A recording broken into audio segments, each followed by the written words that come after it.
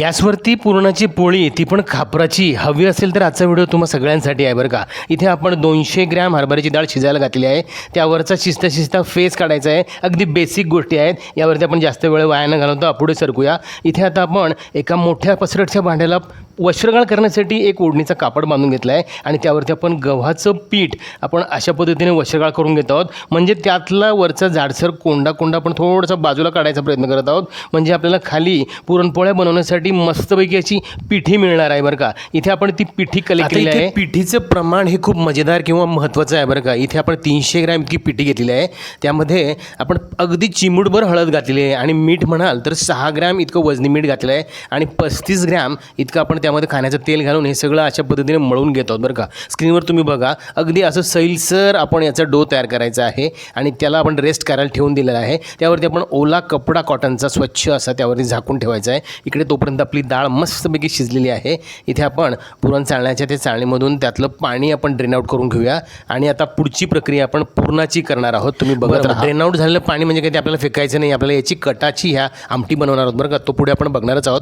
तोपर्यंत इथे आपण ह्या शिजलेल्या अर्धवट शिजलेल्या डाळीमध्ये गूळ घातला आहे बरं का आणि मस्तपैकी वेलची पावडर आपण त्यासाठी फ्लेवरसाठी घातली आहे आणि ते आता शिजल्यानंतर आपण याचं पुरण तयार करून घेतो। पुरणाच्या चाळणीमधून तुम्ही बघू शकतात, इथे आपण हे मस्तपैकी मऊसर लोण्याच्या गोळ्यासारखं अगदी मजेदार असं पुरण तयार करून घेतलं। आपण या 200 ग्रॅम डाळीसाठी 100 ग्रॅम गुळाचा वापर करून हे पुरण बनवलेलं आहे। आपलं पुरण अगदी हलकं फुलकं असं कोरडंचं सेमी थिक अशा पद्धतीने आपण ते बनवून घेतलं आहे। इथे आता मिक्सरच्या भांड्याला काही लसणाच्या पाकळ्या घातल्या आहेत, काही कोथिंबीरीच्या काड्या घातल्या आहेत आणि भाजून घेतलेला कांदा घातलेला आहे त्यामध्ये आणि याचं मस्तपैकी जाडसरची भरड करून घेतली आहे। त्यात पाव चमचा हळद घालायची आहे, 1 ते 1.25 चमचा आपण त्यामध्ये लाल तिखट घातलं आहे, छोटा अद्रकचा तुकडा सुद्धा आपण यामध्ये घातलेला आहे। त्याला थोडंसं पाणी घालून त्याची फाईन अशी पेस्ट तयार करून घेतली आहे बरं का। इथे आपण एका जाडसर बुडाच्या पॅनमध्ये मस्तपैकी भरपूर सारं असं तेल घातलं आहे आणि त्यामध्ये हा सगळा मसाला परतायला घातला आहे। त्यात हलकंसं भांडं विसळून आपण त्यात थोडंसं पाणीसुद्धा घातलं आहे आणि आपण ज्या डाळीमधला जो कट आहे तो बाजूला काढून घेतलेला, तो कट ह्या सगळ्या मसाल्यामध्ये घालायचा आहे आणि याला मस्तपैकी उकळी काढायला गॅसवरती मध्यम आचेवरती ठेवायचं आहे। तोपर्यंत इकडे आपण हे पीठ जे रेस्ट करायला ठेवलं होतं त्यातला एक छोटासा गोळा तोडून आपण याला उकळी फुटल्यानंतर यामध्ये आपण छोटे छोटे गोळे तोडायचे। अशा प्रकारच्या डबुकड्या ह्या फक्त पुरणाचा स्वयंपाक असतो त्याच वेळी आपण करतो बरं का। इथे एरवी आपण डाळीच्या पिठाच्या त्या डबुकड्या तोडून तयार करतो। आता चला पुढचं आपण सगळं प्रयोजन खापरावरती फोकस करणार आहोत बरं का। गॅसवरती मस्तपैकी आपण खापर ठेवलेलं आहे। खापराची पोळी खापर आपण ज्यावेळेस गॅसवरती ठेवतो त्याला सेट करावं लागतं बरं का। त्याला आधी आपल्याला प्रीहीट करायला ठेवलेलं आहे। त्याआधी आपण खापर व्यवस्थित स्वच्छ धुवून घेतलं होतं आणि ते कोरडं ठक्क झाल्यानंतर आपण गॅसवरती त्याला ठेवलेलं आहे आणि त्यावरती असलेल्या त्या हलक्या हलक्या छिद्रांमधून ती सगळी फ्लेम गॅसवरची त्या पोळीला लागणार असते बरं का। आता ह्या गॅसवरती ठेवलेल्या तुम्ही बघू शकता हे छिद्र आपल्याला इथे दिसत आहेत।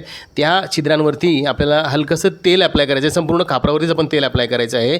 पहिल्यांदा सुरुवातीला गरम झाल्यानंतर त्याला आपण अशा पद्धतीने कपड्याने तेल पुसत राहायचं आहे। असं 1 ते 2 वेळा आपण कापडाने पुसून त्याला तेल लावून अशा पद्धतीने त्याला आपण अशा सेट करायचं आहे, कारण ही जर प्रक्रिया तुम्ही केली नाही तर तुमची पोळी चिकटू शकते आणि ही गोष्ट टाळण्यासाठी आपण अशा पद्धतीने त्याला आपण प्रिपेअर करायचं आहे। तेल लावून आपण त्याला हीट करून अशा पद्धतीने खापर आपलं तयार करून ठेवणार आहोत। आता इथे पोळीसाठीचा उंडा आपण नॉर्मली जो करतो त्या पद्धतीने आपण इथे या पोळीचा उंडा तयार केला आहे आणि आतमध्ये पुरणाचं ते सारण भरायचं आहे आणि तो मस्तपैकी अशा पद्धतीने उंडा तयार करून आपण तयार करून घेतलेल्या पोळपाटावरती ही पोळी लाटणार आहोत बरं का। आता पोळपाट तयार करून घेतलं म्हणजे काय, एका परातीला आपण स्वच्छ कॉटनचा कपडा बांधलेला आहे, कारण आपल्याला पोळपाट नॉर्मली आपल्याकडे जी पोळपाट असतं त्यापेक्षा थोडं मोठ्या साईजचं त्याची जी रुंदी जी असणार आहे ती थोडी जास्त हवी असणार आहे, कारण आपल्याला ही मोठ्या आकाराची पोळी इथे लाटायची आहे। गॅसवरच्या खापरावरती सुद्धा बऱ्यापैकी मोठ्या आकाराची पोळी आपल्याला लाटावी लागते बरं का।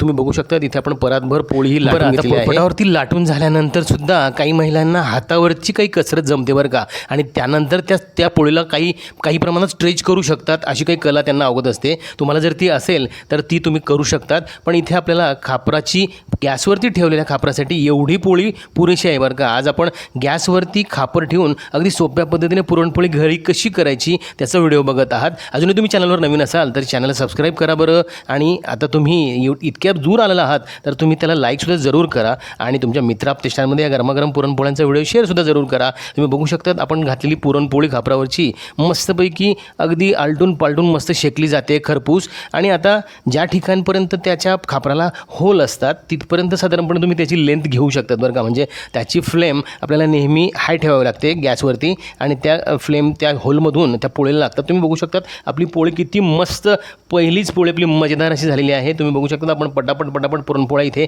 तयार करून घेत आहोत. अगदी कागदापेक्षाही मऊ अशा लुसलुशीत या पोळ्या तयार होतात बरं का. तुम्ही नक्की असं छोटंसं खापर कुठून तरी अरेंज करा आणि गॅसवरती या खापराच्या पुरणपोळ्यांचा आनंद जरूर घ्या बरं का. ह्या खापरावरती पोळी शेकतानाचं एक सोपं टेक्निक असतं बरं का. एकदा तुम्ही पोळी त्यावरती शेकायला घातली की तिला गोल गोल फिरवून त्या बाजूनेच तुम्ही तिला व्यवस्थित शेकायची आहे बरं का. तिला जास्त आलटीपलटी न करता एकदाच तिला व्यवस्थित शेकायची आहे आणि मग तिची अशा पद्धतीने दुसऱ्या बाजूला तिची शेकलेली बाजू वरती घेऊन दुसरी बाजू शेकायला घालायचं आहे. तिला जास्त आपण तव्यावरची पोळी ज्या पद्धतीने आलटी पालटी करतो तसं जर केलं तर तुमची पुरणाची पोळी कडक होईल बरं का. आता वरच्या बाजूने आपण त्यावरती मस्त साजूक तूप अप्लाय करत आहोत आणि इथे दुसरी बाजू शेकून झाली की आपण तिला लगेच खाली घेणार आहोत. तिला जास्त वेळा आलटीपलटी करण्याची गरज नसते. तुम्ही बघू शकता अगदी दोन्ही बाजूला तूप लावून शेकल्या गेल्यावरती लगेच आपण तिला आपल्या पोळ्यांच्या त्या कलेक्शनमध्ये घेत आहोत. तुम्ही बघू शकता अशा पद्धतीने मस्तपैकी ह्या पोळ्या फोल्ड करायच्या आहेत. इथे आपण शुद्ध गव्हाच्या पिठापासून या पुरणपोळ्या बनवलेल्या आहेत बरं का. तुम्ही बघू शकता अतिशय टेम्पटिंग. तुम्ही ही रेसिपी नक्की ट्राय करा. आशा करतो आजची रेसिपी सगळ्यांना आवडली असणार आहे. भेटूया पुढील भागात अशाच पारंपरिक मनोरंजक इनोव्हेटिव्ह रेसिपींसह. तोपर्यंत बघत राहा मोदिका recipes. Thank you for watching. Goodbye. Take care.